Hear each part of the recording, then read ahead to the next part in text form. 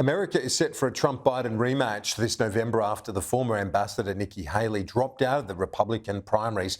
For more on what this means for the US, Professor of Political Science at the University of California, Louis Despio joins me. Professor, thanks for your time. What's your read on this? It didn't really surprise anyone, I think, that Biden is now unopposed. Haley stayed as long as she could, but really Super Tuesday put an end to all of that.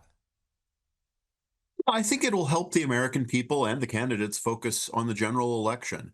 The both have been gearing up for that and have been ready for the competition for a while, but the sort of nature of the primaries kept them busy. That's no longer the case. The fall election began last night.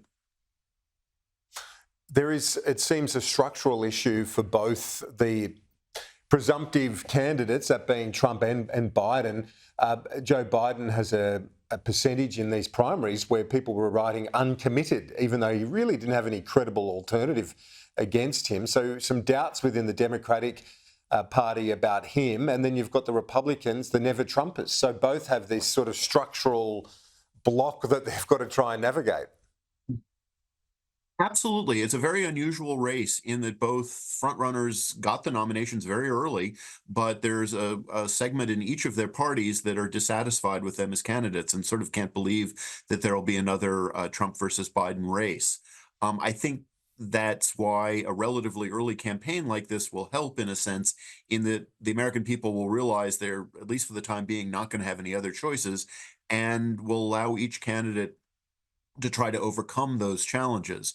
Former President Trump has to reach out to suburbanites, particularly suburban women who have been unwilling to support him in his either of his reelection effort or his reelection effort or this campaign. And President Biden has to face challenges within the Democratic Party. Some who feel he's too old and not capable of governing for another 4 years, and others who are dissatisfied with his policies in Gaza.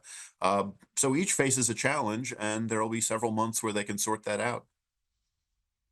So Trump locked in, it seems, barring any catastrophic legal outcome or whatever else. Who knows what happens with Donald Trump? But with the Democratic Party, the convention come July, is there any talk of a Hail Mary to a younger, more vibrant and vital candidate? No, there is not. First of all, the delegates, the people that go to those conventions, are pretty loyal to the party, so they're not likely to initiate any efforts against President Biden, unless, of course, there's a health issue that manifests itself between now and then.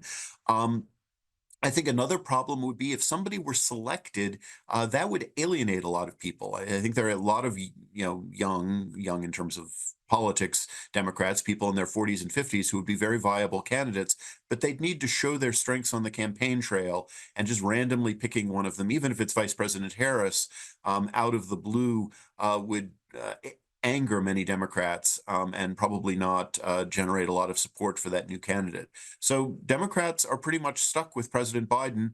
And luckily, he has 50 years of experience, so perhaps he has some tricks up his sleeve. We will see. Professor of Political Science at the University of California, Louis Despio, thank you, appreciate it.